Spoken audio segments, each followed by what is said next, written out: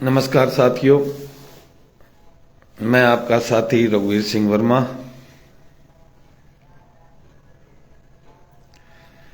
Facebook के live आपसे हुआ हूं मैं।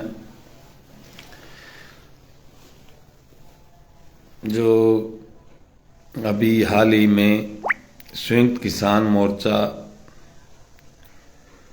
ने जो घोषणाएं की है किसान आंदोलन को लेकर, एमएसपी की गारंटी को लेकर, डॉक्टर स्वामीनाथन आयोग की रिपोर्ट को लागू करने की मांग को लेकर,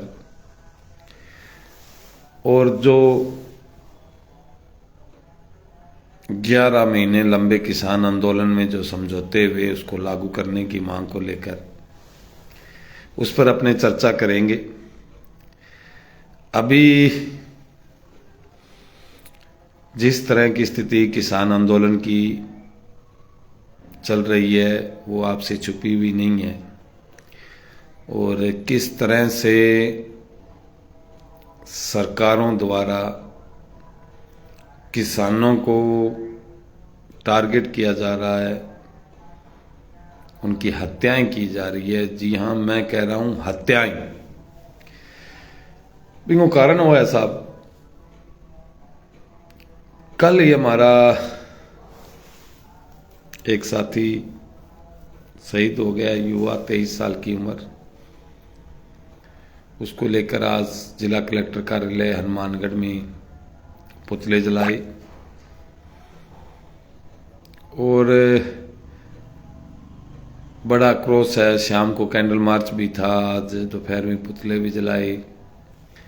प्रधानमंत्री, मुख्यमंत्री खट्टर के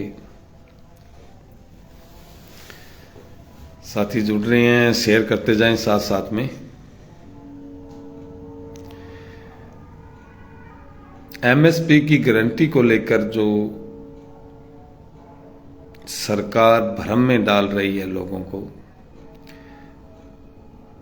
और जो लोग खेती से नहीं जुड़े हुए हैं,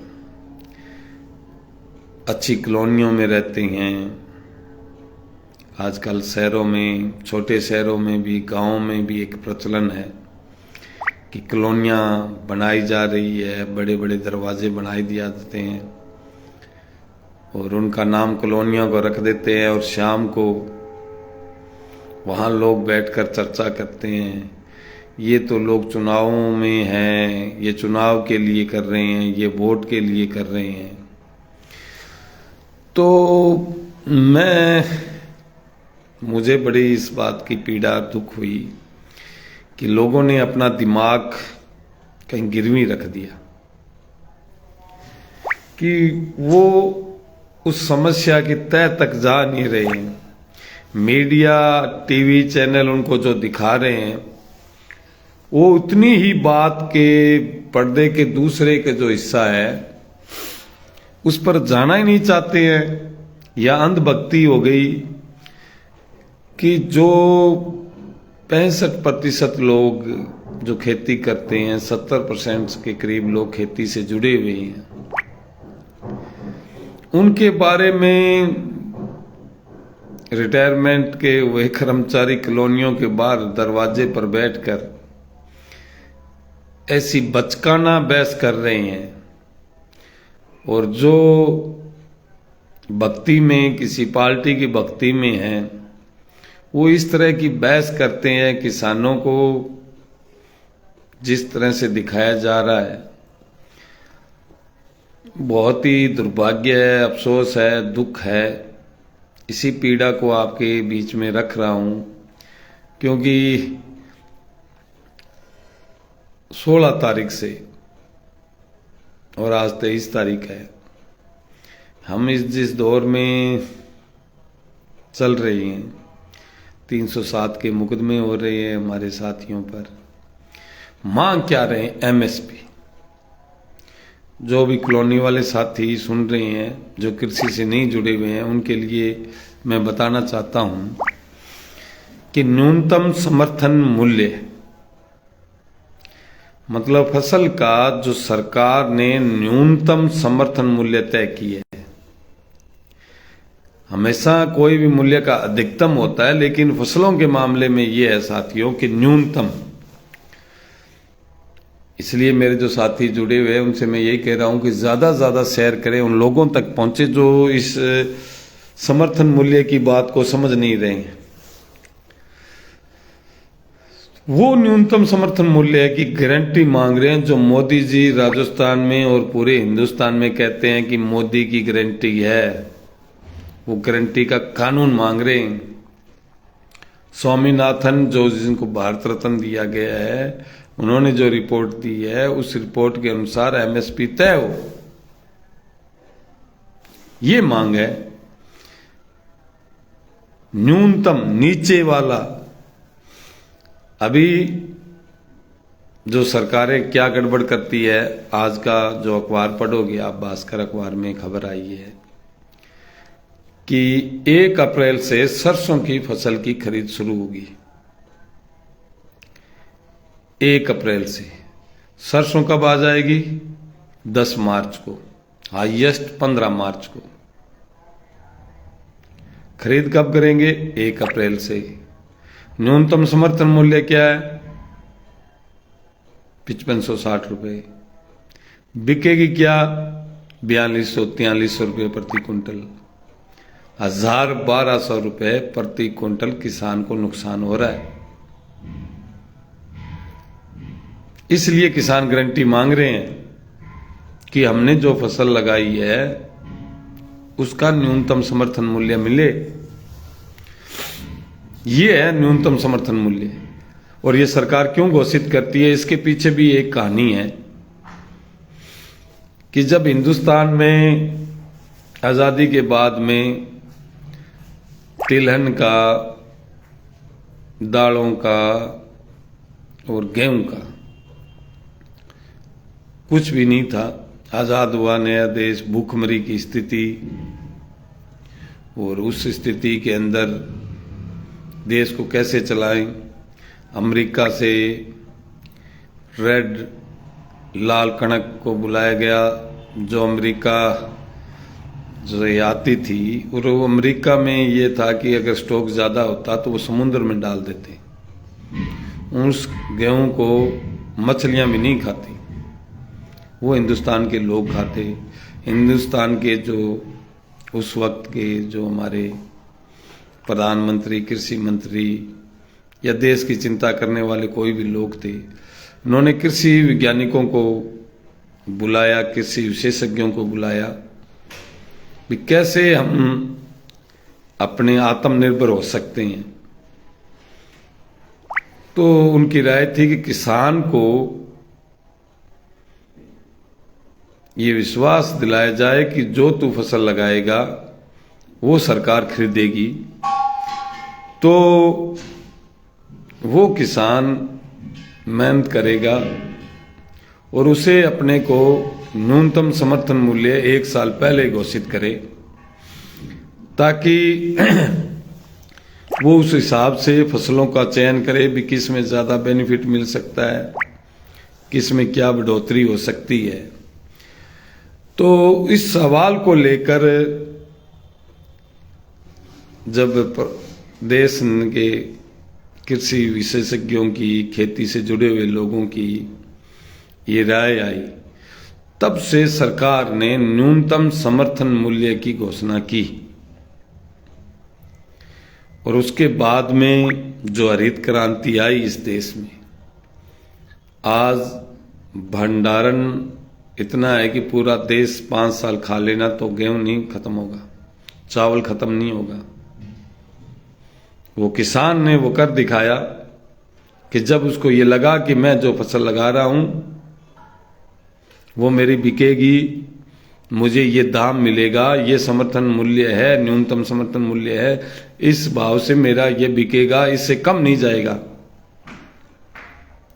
धीरे धीरे ये व्यवस्था चली, भंडारण होने लगे, कृषि में बहुत सुधार हुए, किसानों ने बहुत मेहनत की और ये स्थिति पैदा कर दी कि हिंदुस्तान में भूखमरी की स्थिति पैदा नहीं हो और विदेशों में हम भेजने की स्थिति में आ गए। तब हमारी सरकारों का ध्यान कॉरपोरेट की तरफ गया, मजदूर और किसान से ध्यान हटा और कॉरपोरेट को गले लगाया चुनावी चंदे के लिए, और न्यूनतम समर्थन मूल्य पर खरीद धीरे धीरे बंद कर दी, कम कर दी। अब किसान का दाम औने पौने दाम में फसल बिकने लग गई तो वो कॉरपोरेट कम दाम में खरीदता, विदेशों में ज़्यादा दाम पर बेचता। पूरे 6 महीने एक फसल को तैयार करने के लिए किसान रात दिन गर्मी सर्दी मेहनत करता, और कॉरपोरेट बड़े पूंजीपति घर बैठे उसका फायदा लेने लगे। ये बहुत साल चलता रहा, किसानों के समझ में नहीं आया, खेती घाटे का सौदा हो गई। धीरे धीरे लोग खेती से दूर होने लगे और किसानों की आत्महत्या की जो ग्राफ है वो बढ़ने लग गया। हर 40 मिनट में एक किसान आत्महत्या कर रहा है, क्योंकि न्यूनतम समर्थन मूल्य उससे मिलता नहीं है, उससे नीचे मिल रहा है। अब यहां तक जब कॉरपोरेट का पेट नहीं भरा गया कि नहीं अभी कुछ और, इस दौर में कोरोना आ गई। कोरोना में सारी बसें, सारी ट्रेनें बंद, सारी फैक्ट्रियां बंद, सारे कारखाने बंद, कोई चीज का उत्पादन बंद हो गया। हिंदुस्तान में क्या, देश में उत्पादन बंद। चला क्या? चली खेती, किसान चला। आपको याद होगा कि 20 मार्च के करीब लॉकडाउन लगा था, और मार्च के इस दौर में गेहूं आनी शुरू हो गई। किसान अपने खेत में लगा, अपना माल आया, वो माल मंडियों तक पहुंचा। उसके अंदर जो सरकार ने घर बैठे निःशुल्क जो राशन योजना शुरू की, 5 किलो, 10 किलो, 25 किलो, वो सब किसान ने उत्पादन किया, और उत्पादन चलता रहा खेती के अंदर। और हिंदुस्तान कृषि प्रधान देश था, इसलिए उसको घाटा भी नहीं हुआ, कि सारी चीजें तो खेती से जुड़ी हुई है, इसलिए उस घाटे में वो बचत रह गई। तब कॉरपोरेट की नजर में एक चीज आई, करे इस सेक्टर को तो अपने भूल गए, अपने तो प्रति क्विंटल 1500 के बेनिफिट में लगे रहे, ये तो है। और आप देखो कोरोना काल के दौरान तीनों कृषि कानून बने, और वो अध्यादेश भी आ गए बगैर संसद के कि इस खेती पर काबिज हो। बड़ी कंपनियों ने शुरू कर दिए अपने गोदाम, अडानी अंबानी के, हरियाणा में, पंजाब में, काफी जगह पूरे देश के अंदर भी खेती पर कब्जा करेंगे, अपने गोदाम भरेंगे। फिर क्राइसिस पैदा होगा, तब अपने हाईएस्ट दाम पर इस फसलों को बेचेंगे। अभी तो गोदाम FCI के हैं, RSWC के हैं, मतलब भारतीय खाद्य निगम के हैं। इनका क्या है? कुछ नहीं है। तो ये गोदाम बनाने शुरू किए, किसान की जमीन पर उसकी आंख हुई। ये लोग जो ज्यादा पढ़े लिखे हैं, या मैं कहता हूं कि उनके चश्मा ऐसा लगा है कि चीजों को समझते नहीं है। फिर क्या हुआ, तो जब किसान को, पंजाब के किसान ने ये देखा तो उसने विरोध शुरू किया। जब उसने विरोध शुरू किया तब धीरे धीरे यूपी में, हरियाणा में सबको पता चला कि ये तो कानून हमारी मौत है, इस देश की मौत है। जो खाद्य सुरक्षा में जुड़े हुए लोग हैं उनकी मौत है, जो सामाजिक सुरक्षा में है उनकी मौत है। अकेले किसान की थोड़ी है, छोटा व्यापारी है जैसे आड़तिया कहते हैं, धान मंडी में जो बैठा है, उसकी मौत का सामान लेकर आएंगे किन लोगों को? हिंदुस्तान के चंद घरानों के लिए, सैकड़ों हजारों के लिए नहीं।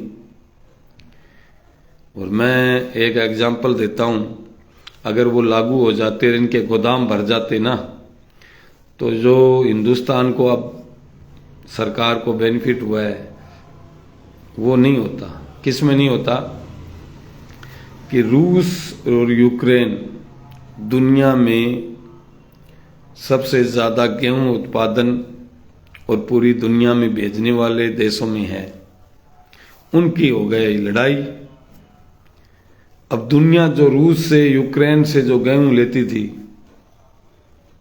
उसकी नजर कहां गई? उसकी नजर गई हिंदुस्तान की तरफ।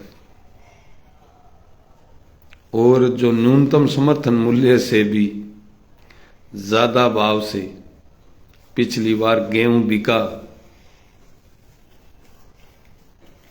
और इसी बेनिफिट के लिए ये कॉरपोरेट बैठा था, लेकिन कॉरपोरेट के पास माल नहीं था, उसको हिंदुस्तान सरकार से लेना पड़ा।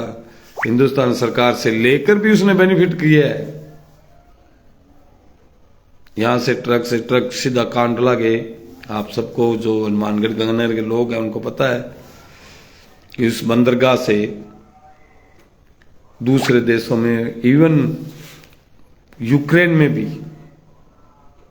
जो बड़े व्यापारी है गेहूं के, पूरी दुनिया को सप्लाई करते हैं, वो हिंदुस्तान से भी उन्होंने माल मंगवाया और अपनी डिलीवरी दूसरे देशों में की। तो किसान को कुछ फायदा हुआ, सरकार को फायदा हुआ। सरकार अपनी शाबाशी ले रही है, एक दूसरे देशों को हमने गेहूं उपलब्ध करा दी। किसके दम पर? किसान की 11 महीने की लड़ाई के दम पर। यही है, यही बड़ा लोचा है। समझोगे नहीं, क्योंकि आपको मंदिर, मस्जिद, गुरुद्वारे चाहिए, रोटी तो चाहिए, पर आए कहां से ये नहीं है आपको पता। आज धीरे धीरे कृषि की जो जमीन है वो कम हो रही है। इतने आधुनिक युग में जब पहाड़ों को काट कर साफ किया जा रहा है, रेतीली जमीन में खेती होनी शुरू हो गई, उसके बावजूद भी आप देखो कि कृषि की जगह और कृषि से जुड़े हुए लोगों की संख्या कम हो रही है। 75 से 65 आ गए, क्योंकि घाटे का सौदा है। मैं ये बात बार बार इसलिए कहता हूं कि हम लोगों ने मोबाइल देखना शुरू कर दिया, टीवी देखना शुरू कर दिया, लेकिन पढ़ना नहीं शुरू किया। अभी न्यूनतम समर्थन मूल्य साथियों जो आज मिल रहा है ना, जो सरकार ने घोषित कर रखा है, क्या समझते हैं आप उसको? उसमें किसान को घाटा है, उसी पर बिक नहीं रहा है। इसलिए तो स्वामीनाथन आयोग की रिपोर्ट को लागू करने की मांग संयुक्त किसान मोर्चा कर रहा है, क्योंकि अब जो न्यूनतम समर्थन मूल्य है, इसमें व्यक्ति की, उसकी श्रम की जो शक्ति है, जो वो काम करता है, उसकी मजदूरी नहीं जोड़ी हुई है। उसका परिवार नरमा चुगाई में लगता है, गेहूं कटाई में लगता है, दूसरे जो खेती से जुड़े हुए, कृषि से जुड़े हुए कामों में लगता है, उसकी मजदूरी इसमें नहीं जोड़ी जाती है। अब जो मिल रहा है उसमें, वो रात को जाए, दिन में जाए, खेत में जाए, और जो वो पानी लगाने का काम करता है वो नहीं जोड़ा हुआ है। सिर्फ खाद, बीज के पैसे और पेस्टिसाइड, यही निकल रहा है, इससे ज्यादा कुछ नहीं है। इसलिए तो घाटा हो रहा है, लगातार हो रहा है, क्योंकि न्यूनतम समर्थन मूल्य नरमे का 7,000 से ऊपर है। आज बिक क्या रहा है? 5,000, 2,000 का घाटा है। जब उसके इतने सोर्सेस को कोई भी बाजार में दुकान करता है ना, तो वो अपना नफा नुकसान में दुकान का किराया लगाता है कि ये दुकान मेरी है। अगर नहीं होती तो ये किराए कितनी होती कि जी 15,000 रुपये महीने की, वो जोड़कर व्यापार करता है। और किसान की जो खुद की जमीन है उसका किराया नहीं जोड़ा जाता है, इसलिए वो सिसकियां लेकर किसान चल रहा है, जमीन कुड़क हो रही है, आत्महत्या कर रहा है। उसके बच्चे अब दुकानों पर काम करते हैं, सेल्समैन हो गए, प्राइवेट कंपनियों में काम करते हैं कि चलो किसी तरह से ऊपर से कुछ आ जाए, ये मैं देख लेता हूं। डीजल महंगा, बिजली महंगी,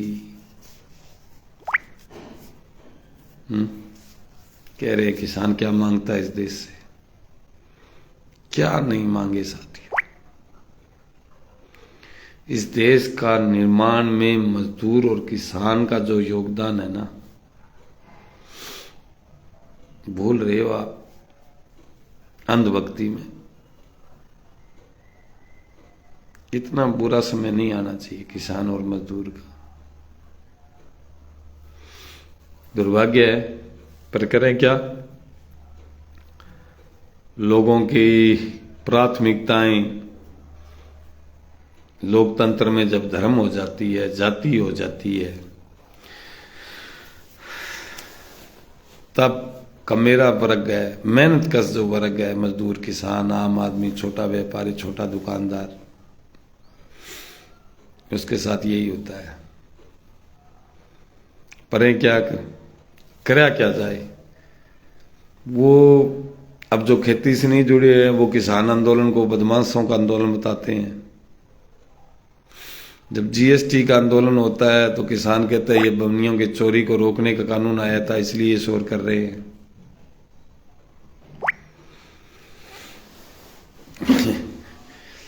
जिसके तीर लगता है वो घाव उसके होता है, उसको ही पीड़ा होती है। दिक्कत ये हो रही है अपने अकेले अकेले करके मार रहे हैं। कोई बस से हनुमानगढ़ से लेकर किसी को बीकानेर जाना हो ना, बस में बैठ के रोडवेज की, तो वो जो बीकानेर जाने वाला है वो ये सोचता है कि बीकानेर से पहले ये बस रुके नहीं। जो लूणकंसर जाने वाला है वो सोचता है कि लूणकंसर से पहले कहीं नहीं रुके। जो सूरतगढ़ जाने वाला है वो सोचता है कि सूरतगढ़ से पहले कहीं नहीं रुके। उधर बीच वाले गांव वाले कहां जाएंगे, ये अपना स्वार्थ है। इस अंधभक्ति में देश की भक्ति भूल रहे हैं, इसलिए अंधभक्ति में देश की भक्ति मत भूलो। ये पीछे मेरे 3 फोटोएं हैं, मेरे घर में सब जगह ये तीनों फोटोएं मिलेगी अलग अलग तरह की। एक राष्ट्रपिता महात्मा गांधी, एक संविधान निर्माता बाबा साहब, एक देश के लिए शहीद आजम भगत सिंह।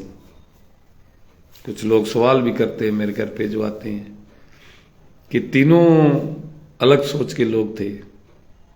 मैंने कहा आजादी के आंदोलन में, देश के निर्माण में इनके विचारों का जो महत्व है ना, मैं समझता हूं ये 3 लोग इस देश के हीरो है।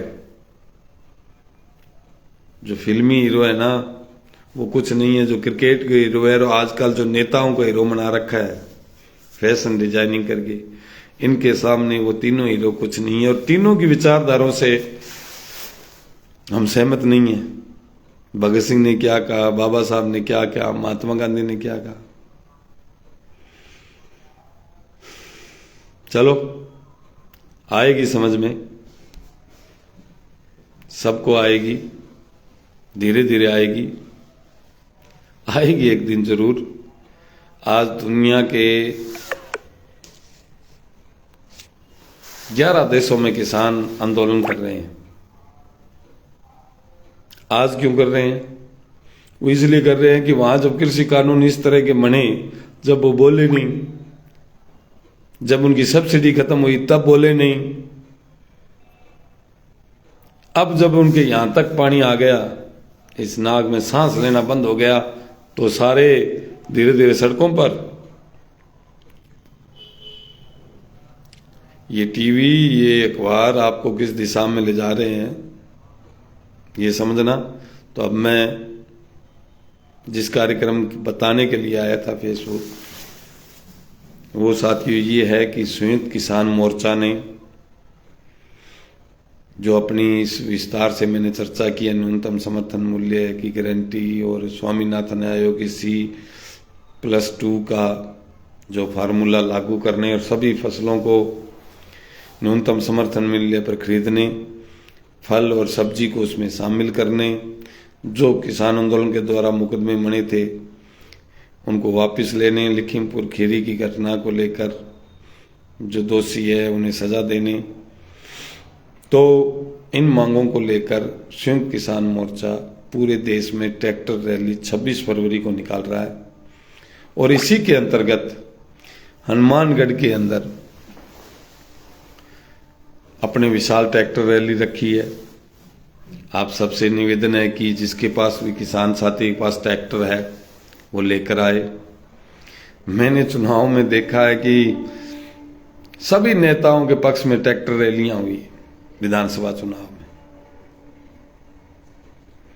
ये लड़ाई तो अपनी है किसान साथियों, वो तो चुनाव में आपको यूज कर गए, लेकिन अब अपनी लड़ाई है। हजारों हजार ट्रैक्टरों की रैलियां आपने निकाली, पूरा पूरा दिन सर्दी में लगे रहे अपने उम्मीदवार के पक्ष में। ये सही है कि लोकतंत्र में होना भी चाहिए, पूरी मजबूती के साथ लगना भी चाहिए। अब जो ट्रैक्टर रैली है ये किसान अपने की मजदूर की है, इस देश को बचाने की है, अपनी खेती फसल बचाने की है, अपनी आने वाली नस्ल को बचाने की है।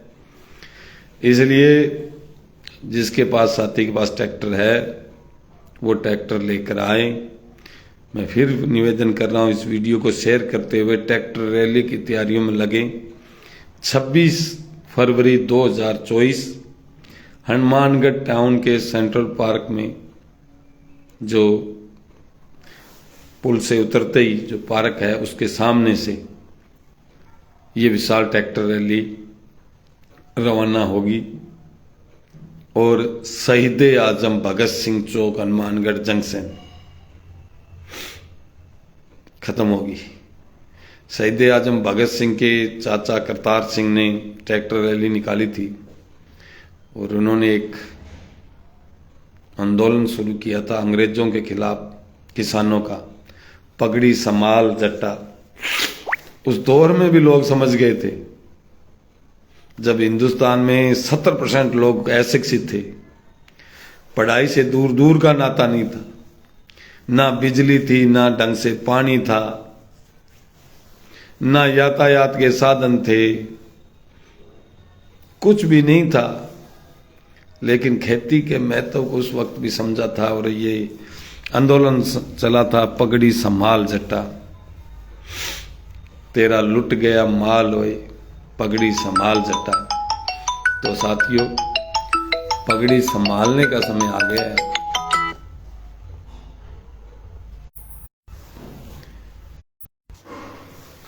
इसलिए पगड़ी संभालो, ट्रैक्टर लेकर आओ।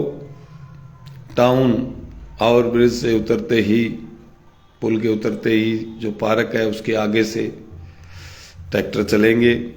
सभी साथियों ने आज मीटिंग की संयुक्त किसान मोर्चा की, जिसमें साथी रामेश्वर जी, रेशम सिंह मानुका, बलविंदर सिंह, मनीष गोदारा, शेर सिंह, आत्मा सिंह, तमाम जो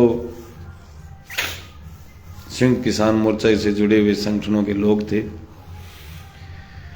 सब ने तय किया है कि सैकड़ों की संख्या में, हजारों की संख्या में ट्रैक्टर रैली निकालेंगे। और आपसे मेरा निवेदन है कि हो सकता है गांव में अलॉटमेंट तो कराएंगे, लेकिन आप सोच लो कि भी इतने पैसे कहां से लेकर आएंगे। तो हनुमानगढ़ के आसपास के जो किसान साथी हैं, जो 10-15 किलोमीटर घेरे में, वो तो जरूर आए। ये अपनी लड़ाई है। ऐसे मत कीजिए, बचाइए इस देश को, खेती को, नस्ल को, फसल को। जो जिसके पास जो ट्रैक्टर है वो लेकर आए और इस वीडियो को ज़्यादा से ज़्यादा संख्या में सभी जगह सारे व्हाट्सएप ग्रुप में भेजें, क्योंकि 2 दिन का समय है, पहुंच नहीं पाएंगे, किसान मिल नहीं पाएगा। फिर भी आओ और 14 मार्च को दिल्ली रामलीला मैदान चलेंगे। ये रिहर्सल ही समझ लो 26 फरवरी की। 14 को चलेंगे साथियों, चलेंगे, सारे के सारे चलेंगे अपने, और दिल्ली की सरकार को बताएंगे कि तुम शहर में बैठे हो तो खेत में मजदूरी करने वालों की जिंदगी भी है, उनके भी सपने हैं, उनके बच्चों के भी सपने हैं।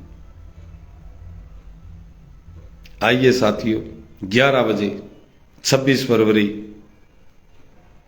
टाउन के और पुल के पास, ब्रिज के पास, पार्क के सामने, वहां से विशाल ट्रैक्टर रैली रवाना होगी और इस सरकार को बताएंगे, भारतीय जनता पार्टी की सरकार को बताएंगे, रोक के देखें और बनाओ मुकदमे 307 के, और झूठे मुकदमे, और किसानों को मारो गोलियां।